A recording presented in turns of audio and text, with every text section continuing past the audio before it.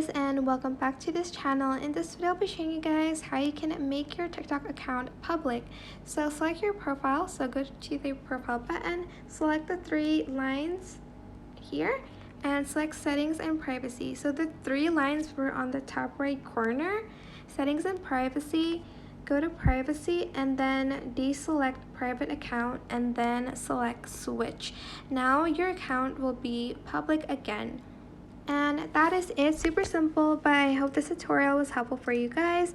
Don't forget to like, comment, share, and also subscribe to this channel if you haven't done that already. If you have any questions, just leave it in the comment section down below and I'll try my best to answer them all for you guys.